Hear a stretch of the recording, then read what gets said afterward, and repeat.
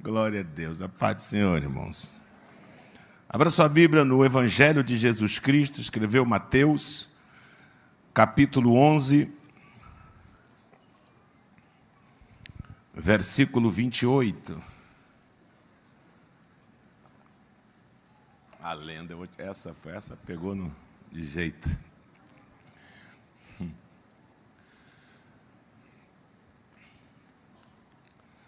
Todos acharam? Digam amém. Vinde a mim todos os que estáis cansados e oprimidos, e eu vos aliviarei. Tomai sobre vós o meu jugo, e aprendei de mim que sou manso e humilde de coração, e encontrareis descanso para a vossa alma. Porque o meu jugo é suave e o meu fardo é leve. Amém. Meus amados e queridos, são palavras proferidas e ditas pelo próprio Senhor e Salvador Jesus Cristo. Aqui neste texto que nós estamos a meditar, ou estamos meditando, é nítido, é explícito a real missão e propósito da morte de Jesus na cruz do Calvário. Aqui está na íntegra qual foi e qual é a missão que Deus deu ao seu Filho Jesus quando aqui ele palmilhou as terras de Israel, pregando o Evangelho. A Bíblia diz que pela boca de Jesus saíram estas palavras: vinde a mim todos vós que estáis cansados e oprimidos, e eu vos aliviarei. Aprendei de mim, que sou manso e humilde de coração, e vocês encontrarão descanso para a vossa alma. Quando a Bíblia se refere ao homem, chamando-o de alma vivente, quando lá no Gênesis Deus fez o homem, a Bíblia está falando da razão do ser, ou seja, é a alma que traz a razão do nosso ser. Nós somos e cremos na doutrina da tricotomia, que em sua composição existencial o homem tem corpo, alma e espírito. É assim que nós cremos, é assim que nós ensinamos. Cada parte da nossa existência, alma, corpo e espírito, tem a sua função para a sua existência. O corpo, segundo a Bíblia, é a carne. E a própria Bíblia Sagrada diz que a carne ela é fraca. Segundo a própria Bíblia, do pó nós viemos e para o pó retornaremos. A Bíblia Sagrada diz que a durabilidade ou a duração do homem, pela boca de Moisés, no Salmo 90, vai a 70, alguns por sua robustez chegam a 80, o que passa disso é enfado e canseira, pois o homem é como a flor da erva, cresce, murcha e cai, e o vento espalha. Então a carne, esta matéria, ela foi feita para viver neste plano. Ou seja, a carne e o sangue, segundo a Bíblia, não herdarão o reino dos céus. Então, a carne é para viver nesse plano. Mas nós também temos o Espírito. O Espírito, segundo a Bíblia, é aquilo que liga o homem a Deus. É o espírito do homem que fala com Deus e comunica-se com Deus.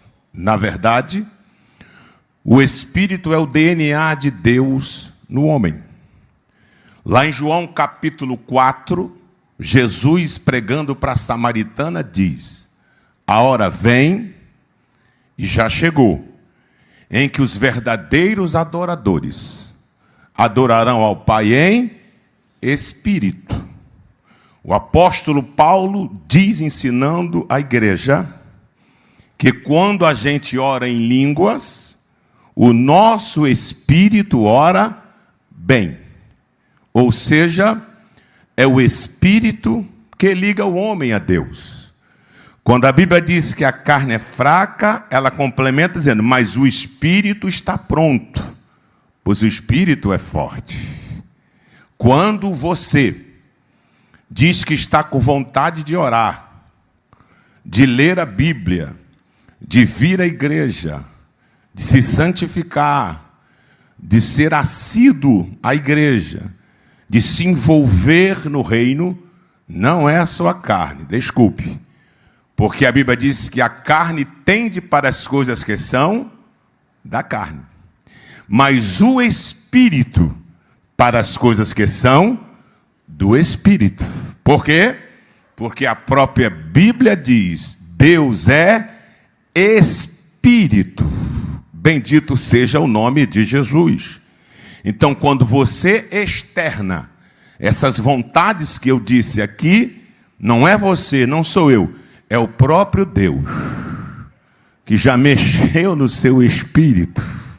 Glória ao nome de Jesus. E você sente que precisa adorá-lo, servi-lo e glorificá-lo. Mas nós também temos a alma. A alma, ela é responsável para onde residem nossas emoções, a razão do ser. Segundo a Bíblia, a carne tomba, morre. O espírito volta para Deus. E a alma é que vai viver a eternidade, com Deus ou sem Deus. E como se faz essa escolha? Não se faz lá, se faz agora. É agora que se decide onde e com quem você vai passar a eternidade. Porque o escritor aos Hebreus diz: e como aos homens está ordenado a morrerem uma só vez, vindo depois disso o juízo. A alma, ela não morre. Mas, pastor, e o texto que diz: toda alma que pecar, esta morrerá? Aqui não é morte espiritual. Não é a morte da essência e da razão da existência da alma. Porque a alma existe para viver para sempre. Só que a alma e o espírito foram dados de uma só vez, quando Deus soprou nas narinas do boneco de barro. Vieram juntos, alma e espírito. Ninguém sabe onde termina a alma e começa o espírito. Ninguém sabe onde termina o espírito e começa a alma. Nenhum bisturi de um maior cirurgião já existente nesse planeta consegue chegar lá. Só tem uma coisa que vai lá. O escritor aos Hebreus escreve dizendo: a palavra do Senhor é mais penetrante do que espada alguma de 2 gumes. Tem poder de penetração. Ela vai até a divisão da alma e do espírito, entre ossos e medulas, e é apta para discernir pensamento e intenção do coração. Glória ao nome de Jesus de Nazaré. É a alma que vai responder na eternidade por tudo aquilo que o corpo aqui praticou. Lembra daquele que disse: alma, descansa, folga-te, pois eu tenho muito em celeiro. Aí a Bíblia diz: louco, esta noite pedirão a tua alma. O que tu tens, para quem serás? Por isso Paulo diz: eu sei em quem tenho crido. Aleluia. E este é poderoso para guardar o meu depósito. O que o senhor quer dizer, pastor Elcio? Jesus aqui está deixando claro que o objetivo da sua morte, do seu sacrifício vicário, substituto, é alcançar a alma do homem. Este é o tesouro, aquilo que Jesus veio salvar e resgatar. Glória ao nome de Jesus. O salmista diz: quem enche a sua boca de bem, de sorte que a sua mocidade se renova como águia. Salmo 116. Eu amo ao Senhor, porque Ele ouviu minha voz, inclinou para mim os seus ouvidos, portanto invocá-lo-ei, enquanto eu viver. Cordéis da morte me cercaram, angústias do inferno se apoderaram de mim, sofri aperto e tristeza, então eu clamei ao Senhor: ó Senhor, livra, guarda, proteja, salva a minha alma, porque piedoso e justo é o Senhor, o nosso Deus é cheio de compaixão. Aleluia, glória a Deus. Então Jesus está dizendo aqui que quem fica cansado não é o espírito, quem fica aprisionado não é o espírito, quem fica trancafiado não é o espírito, quem fica escravizado não é o espírito, é a alma. Eu sempre digo isso: um bom colchão descansa o corpo, um bom resort descansa o corpo, um bom sofá descansa o corpo. Tem nordestino aqui? Uma boa rede descansa o corpo, mas a alma, só quem pode dar descanso é Jesus de Nazaré. Lucas escrevendo Atos dos Apóstolos assim: não há outro nome no céu, na terra ou embaixo da terra, dado entre os homens, pelo qual devamos ser salvos, a não ser pelo nome de Jesus. Mas como eu encontro descanso, pastor? Pelo menos três coisas que quero trazer aqui. Número 1, nós encontramos descanso através do desígnio de Deus. Que é isso?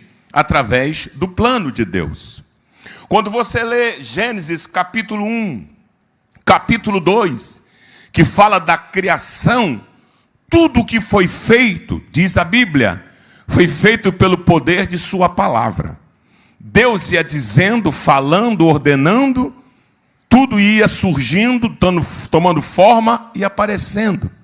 Deus fez tudo que você vê, ainda que distante, pelo poder de sua palavra.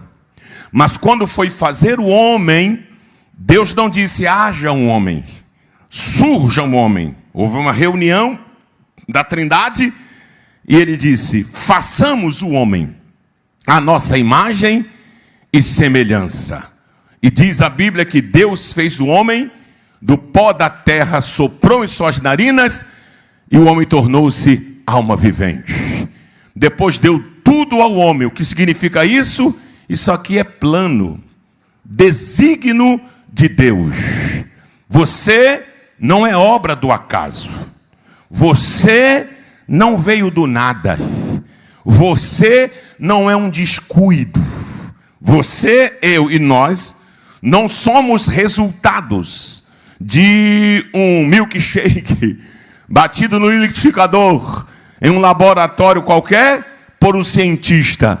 Nós somos imagem e semelhança de Deus. Ou seja, a criação do homem tem um plano. Deus tem um plano para mim.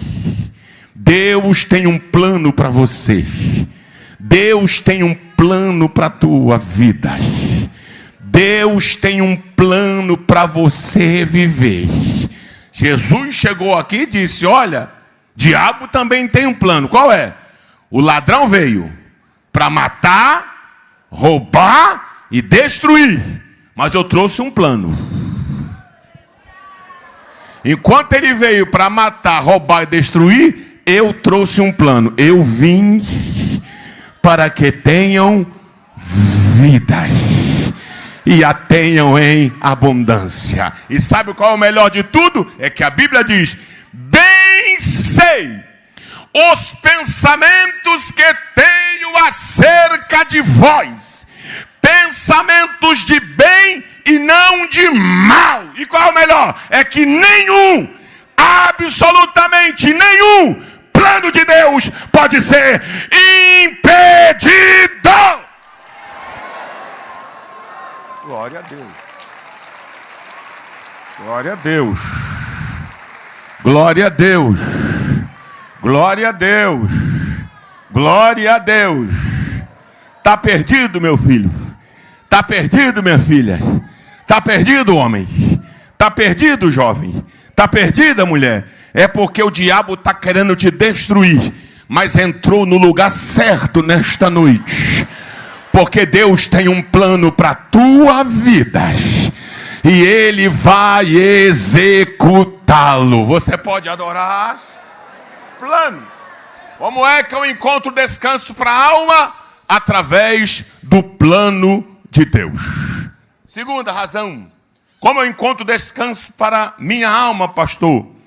Através do preço. Fica tranquilo que não vai ser cobrado, tá? Preço, pastor. Tem um plano e tem um preço? Tem.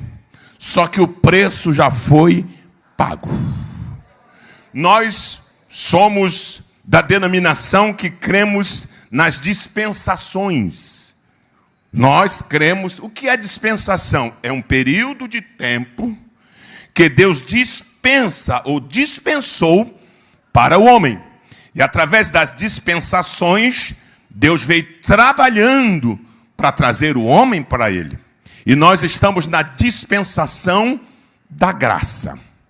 E qual é a dispensação da graça? A importância. Porque a dispensação da graça só chegou até nós porque alguém pagou um preço. Ou seja, a graça nos alcançou. Agora, aguenta, ela só nos alcançou e você não precisa pagar absolutamente nada. Por quê? Porque alguém veio, pagou o preço e deixou para nós desfrutarmos. Eu sempre uso essa alegoria, mais ou menos assim. Quando você vai ao supermercado e você vai fazer suas compras, você sabe o que você precisa e o que você pode pagar. Você vai nas gôndolas do mercado com um carrinho, coloca tudo aquilo que você quer, que você pode, que você precisa e pode pagar. Você caminha para o caixa. Quando você chega no caixa, você passa os produtos, o caixa calcula e diz X, você só vai levar porque você vai pagar. Pagou, a mercadoria é sua. Assim foi Jesus. Ele pagou por nós. Ele entrou no mercadão da eternidade. Isso é só para crente. Nós estávamos lá nas gôndolas. Todo mundo de rótulo vencido.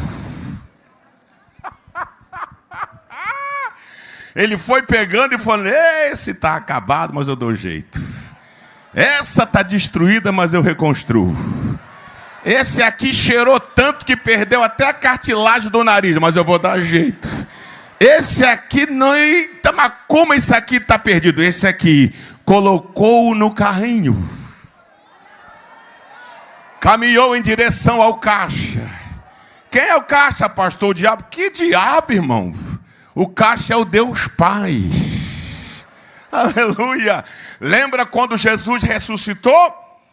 Quando Maria chega no sepulcro e vai tocar, diz assim: não me toques agora, porque eu subo ao meu Pai, vosso Pai, e ao meu Deus, vosso Deus. Ou seja, eu vou no caixa. Eu preciso apresentar o sacrifício ao Pai. Jesus se apresenta, o Pai se aproxima, ele se aproximou. Fala, meu filho, aqui está, Pai. O sacrifício foi feito. Aí o Pai diz: eu aceito. E o que você quer? Com este sacrifício, Pai, eu compro para ti povos, tribos, línguas e nações. Não fostes comprado da vossa vã e vil maneira de viver, não com sangue de bode, não com sangue de carneiro, nem de boi, nem com ouro e nem com prata, mas pelo precioso sangue de Jesus de Nazaré.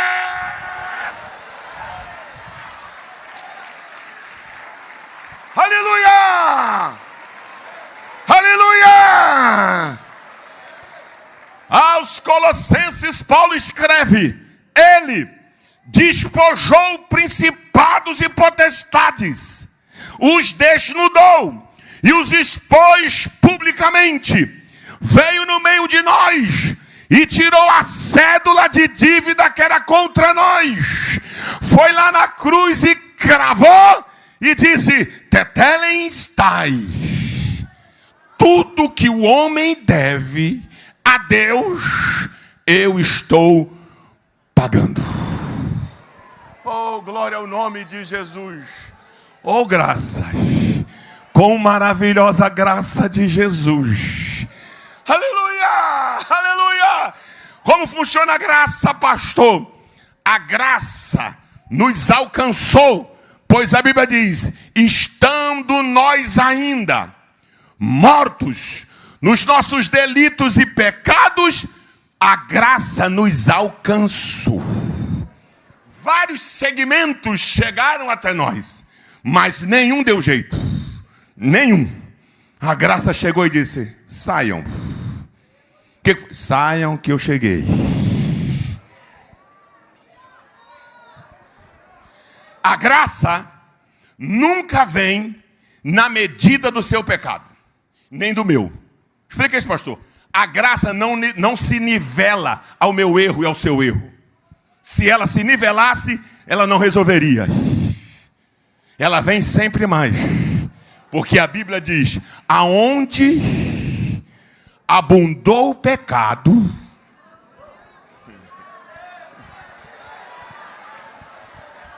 a dose é maior. Onde abundou o pecado, superabundou a graça. Pela graça sois salvos.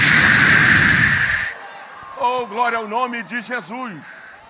Oh, glória ao nome de Jesus. Oh, glória ao nome de Jesus. Oh, glória ao nome de Jesus. Oh, glória ao nome de Jesus. Salvo pela graça, alcançado pela graça, redimido pela graça, perdoado pela graça, vivendo pela graça, alcançado pela graça. Aleluia! Adoro a Deus pela graça, sirvamos a Ele pela graça, cultuamos pela graça. Vamos para o céu por causa da graça, porque na graça não tem meritocracia. Ninguém é salvo porque merece. Somos salvos por causa da sua infinita graça. Aleluia! Aleluia! Plano, preço. Terceira coisa, escolha. Deus tem um plano. Deus abriu a dispensação da graça. Jesus veio e consumou. Quando Jesus consuma, na sua consumação da obra redentora, ele está dizendo, a graça chegou. Tem um plano, tem a graça, agora ninguém é obrigado. O que significa? É escolha. Eu posso perguntar a qualquer um que é crente aqui, você é obrigado a servir a Deus? Não. Você é obrigado a estar aqui? Não. Você é obrigado a ser fiel? Não. Você é obrigado a adorar? Não. Você é obrigado a louvar? Não. E por que faz? Porque eu escolhi.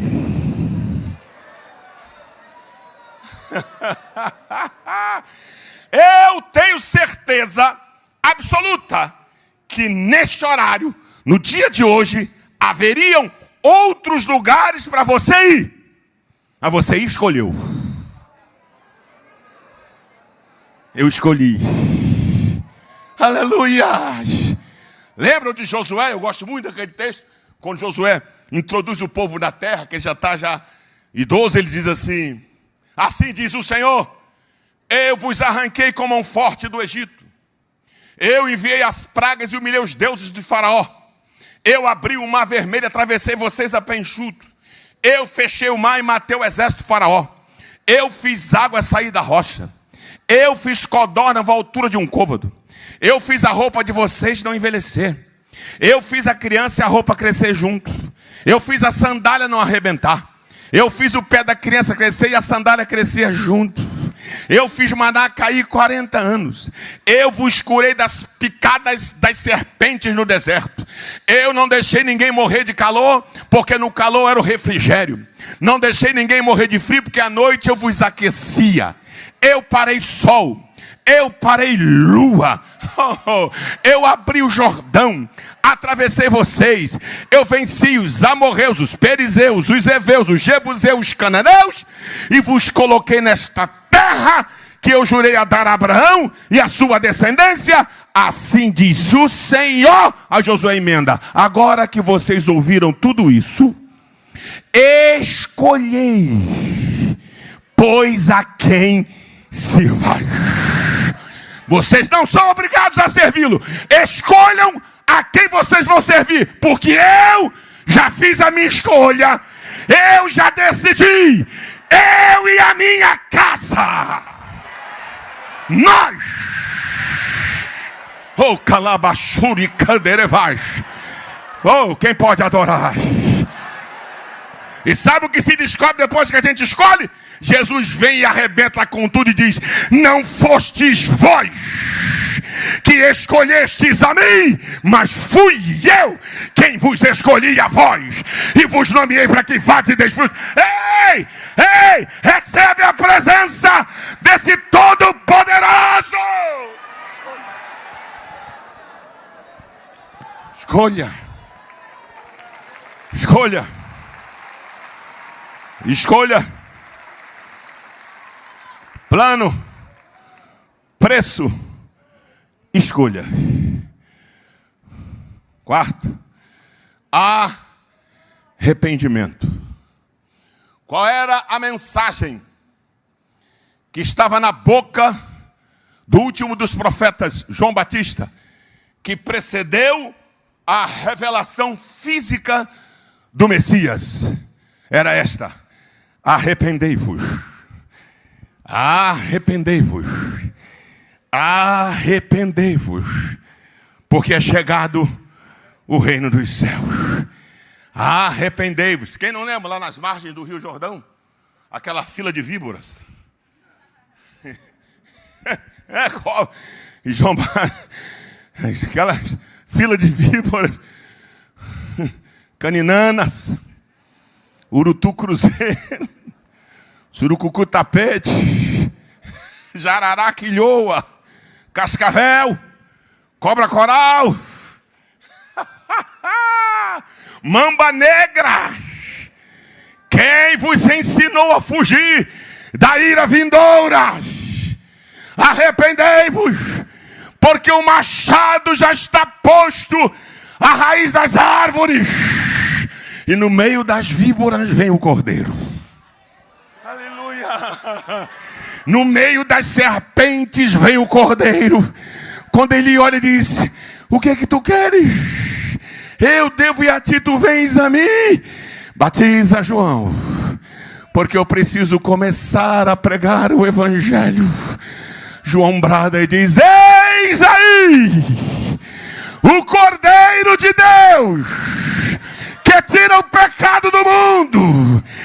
Esse é aquele que eu falei que era antes de mim, que eu não era digno de desatar as correias de suas alparcas. Este que eu falei, que eu só posso batizar com água, mas quando ele viesse, vos batizaria com o Espírito Santo e com fogo. Como você sabe? É que quem me mandou batizar com água disse: aquele a quem você vê. O Espírito Santo descer sobre ele, este é o que batiza com o Espírito Santo. Arrependei-vos. Arrependei-vos. A sociedade não entende e nunca vai entender o processo de regeneração que nós passamos para servirmos a Deus. Eles não entendem. Não cabe na mente deles alguém que já fez tanta, mas tanta atrocidade, hoje anda restaurado. E eles dizem assim: você é crente como? Fulano ali já fez, aprontou, e aprontou, e aprontou, e agora diz que é crente. Quero não.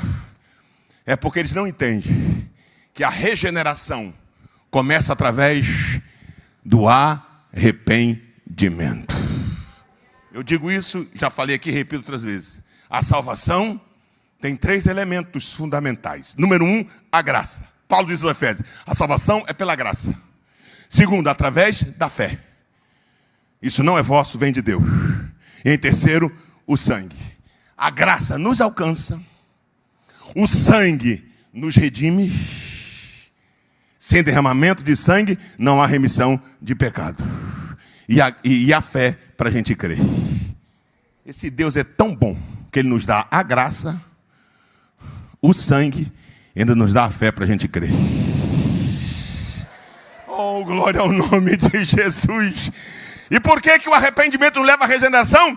Não somente a regeneração, mas a justificação.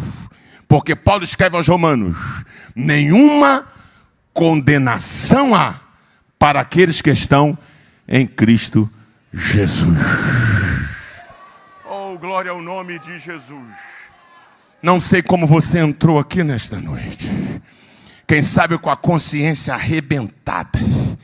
Há sobre você um fardo, um peso, um jugo, um fardo que você não está aguentando, que chega a estar se encurvando. Hoje é o dia da graça te alcançar e Jesus arrancar este fardo, este jugo, e você ir ao arrependimento, e Ele te dá um jugo suave e um fardo que é leve. Oh, glória ao nome. Agora, como é que eu alcanço o arrependimento, pastor, na base desses 3 elementos? Através da fé. É a fé. Mas como eu adquiro fé? Paulo escreve: de sorte que a fé, ela vem pelo ouvir, e o ouvir pela palavra. Não é o ouvir é o ouvir pela palavra. O verbo ouvir é produzido pela palavra. Significa, mesmo que você não queira ouvir, você vai ouvir. Ah, mas eu não quero ouvir. Não, o querer não entra nessa questão aqui. Por quê? Porque quando ele fala, terra treme, mortal se cala. Aleluia! A voz do Senhor faz parir as servas, as corças, desnuda as matas virgens. E quem estiver no seu santo templo diz: glória. Eu encerro.